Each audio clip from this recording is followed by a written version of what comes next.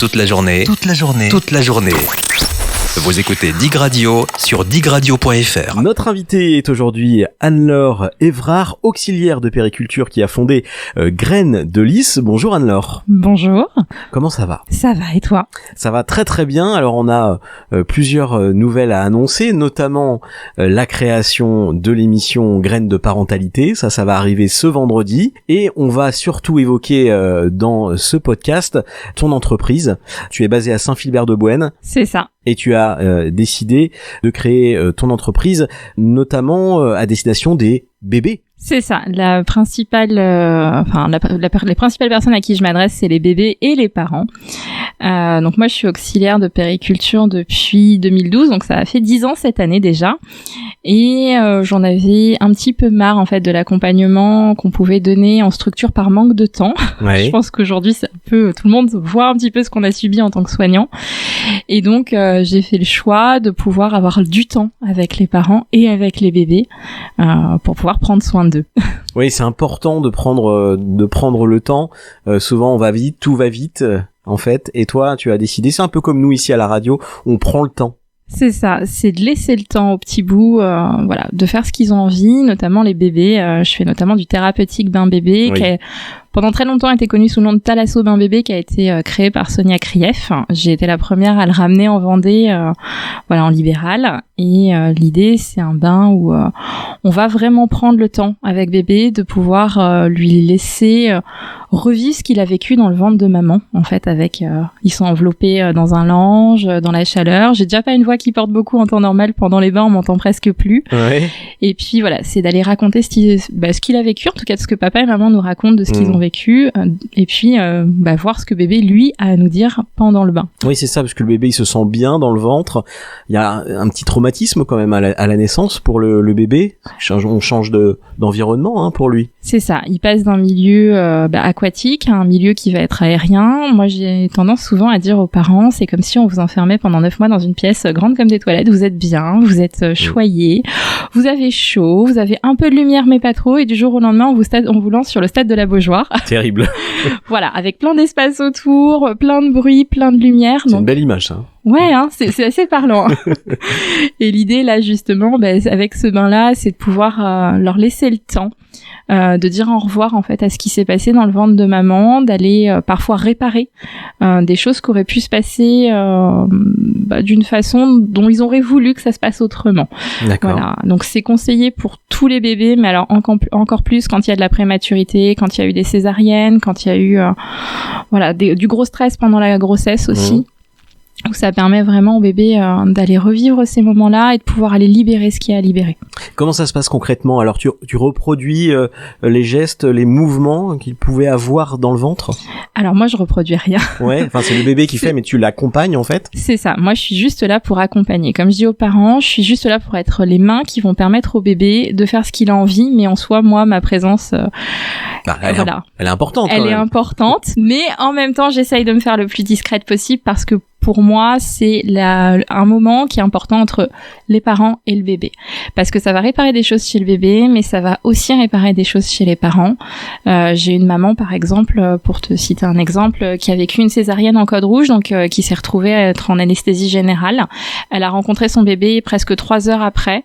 Et en fait, après le bain, on a fait du pot à pot. Et c'est une maman qui a beaucoup pleuré après parce qu'elle m'a remerciée, parce qu'elle avait l'impression qu'on lui avait volé ce moment-là.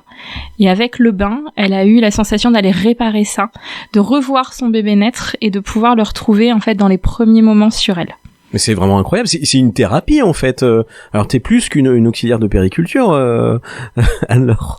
Ouais, parce que alors tu me demandais tout de suite comment ça se passait exactement. En fait, il y a toujours un petit temps d'échange avec les parents dans un premier temps parce que j'ai besoin de comprendre dans quelles conditions il est arrivé cet enfant. Est-ce que c'est un enfant qui a été très attendu ? Est-ce que c'est un bébé qui est arrivé quand on en avait envie ou au contraire un bébé qui est arrivé un petit peu trop tôt ? Et puis de savoir ce qui s'est passé pendant la grossesse, ce que maman elle a pu ressentir, ce que papa il a pu ressentir. Et puis savoir comment s'est passé cet accouchement parce que ça peut raconter plein de choses. Et puis après vient le moment où on va dans l'eau, donc j'emmaillote les bébés et puis on les met dans le bain. Et une fois dans le bain, c'est lui qui me guide. Donc j'ai des bébés qui vont tout de suite se détendre, qui vont aller très très loin dans la détente. Sonia parle d'état de conscience modifié. Donc parfois on va dans cet état-là, et puis parfois parce qu'il y a des petites choses à réparer, on a des bébés qui peuvent pleurer, qui peuvent s'agiter un petit peu, mais ils ont besoin de sortir tout ça, sortir tout ce stress qu'ils ont pu emmagasiner. Et en général, une fois que tout ce stress est sorti, piouf, on a des bébés qui s'apaisent d'un seul coup. D'accord. Et qui vont dans une détente qui est très très profonde. Et c'est systématique, ils arrivent à extérioriser. Ouais, des fois on s'y reprend plusieurs fois parce que des fois sur la première fois c'est trop intense pour eux. D'accord. Ça arrive aussi, par exemple sur les bébés qui ont eu des cordons autour du cou, qui vont avoir les premiers temps sur le premier bain, vont avoir tendance à juste tourner sur eux-mêmes. Donc j'ai un bébé, souvent les parents me disent mais vous faites quoi ? Je dis mais je ne fais rien, je le suis. Et D'accord. moi je suis juste là pour tenir la tête en fait hors de l'eau, et puis bébé va pivoter avec son bassin et va nous faire des 360 comme ça, parfois en râlant parce que moi mes mains vont pas assez vite. Oui. C'est là où c'est assez fabuleux. Et donc après il y a un moment, l'émotion elle va monter très fort, donc va falloir retrouver un petit peu les bras de papa, maman, faire des câlins, faire une petite tétée si maman elle allaite, et puis après hop on y retourne, et sur le deuxième bain j'ai un bébé qui se lâche complètement parce qu'il a dénoué ce qu'il avait à dénouer. C'est juste incroyable. T'es en train de nous dire que tous les bébés auraient besoin de cette séance-là, en fait. Ouais. Pour moi, oui, c'est un bain qui est, Puis même pour les parents, c'est un bain d'émotion aussi, parce que ouais. très régulièrement, ils vont reprendre la position qu'ils avaient dans le ventre. Et ça m'arrive d'avoir des mamans qui disent, oh, c'est fou, je comprends pourquoi j'avais mal là, ou je comprends pourquoi je chantais toujours ces fesses-là, parce qu'on a un bébé qui reprend ces positions-là, et il y a souvent un moment où en fait ils vont remettre les mains exactement comme ils mettaient sur les échos. Donc ça m'est arrivé d'avoir une maman qui m'a sorti une écho après le bain, et en fait elle me dit regardez, la position des mains était exactement celle qu'il y avait sur l'écho. C'est juste incroyable. Ouais, c'est génial. C'est incroyable, on a envie d'en savoir beaucoup sur Graines de Lys, ton entreprise, notamment Anne-Laure. Alors tu interviens à domicile, mais tu as aussi un cabinet le vendredi à La Roche-sur-Yon. C'est ça, j'interviens donc autant que possible, je travaille sur tout le 85, le Sud 44 et l'Ouest 49 à domicile, et j'ai le vendredi un cabinet à l'Espace Comme Boulevard, pour recevoir les parents. Très bien, et pour te contacter, c'est facile. Tu es très présente sur les réseaux sociaux. C'est comme ça aussi qu'on s'est connus, d'ailleurs sur Insta, sur Facebook, Graines de Lys. Oui, c'est ça. Donc c'est graines au pluriel -de-lys. Et sur mon site internet, ça va être graines au pluriel -de-lys.fr. Voilà, et ta douce voix, Anne-Laure, on va l'entendre toutes les semaines sur Dig Radio avec cette nouvelle émission Graines de parentalité. Tu peux nous en parler ? Tu peux nous la présenter, cette émission qui te tient à cœur aussi? Ouais, ça me tient vraiment à cœur. Donc l'idée de Graines de parentalité, ça va être de parler de sujets dont les parents me parlent souvent en accompagnement, parce que là on a parlé pas mal du thalasso bain, mais je fais pas que ça. D'accord. Et là, ça va être justement de pouvoir en parler, d'en discuter, et que ça puisse être une ressource pour les parents. Donc on va commencer tranquillement par parler avec une émission qui va parler des doulas, qui est moi une profession qui me tient à cœur.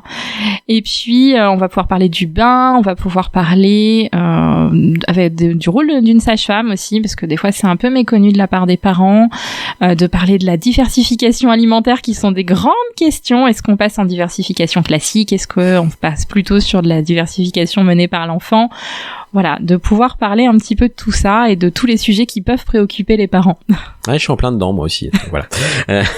Très intéressant tous ces sujets. Donc ce sera le vendredi à 11h et 18h et ensuite en podcast. Donc voilà, cette nouvelle émission Graines de parentalité. Tu disais que il y avait pas que les bains dans ton entreprise, il y a aussi d'autres prestations que tu proposes. Voilà, ce sera le mot de la fin de cette émission, Anne-Laure. Oui, alors tu veux que je te décrive un petit peu ce que je fais d'autre? Bah oui, ce sera parce que là tu nous as donné envie là. Alors je fais aussi tout ce qui est accompagnement à l'allaitement. J'ai été formée par des IBCLC, je fais du massage bébé, de la réflexologie bébé émotionnelle, et je fais aussi du massage pour les mamans. Voilà. Ah. Et pour les papas aussi. Et pour les papas aussi. Et pour les papas ici c'est bien, aussi. C'est bien d'y penser.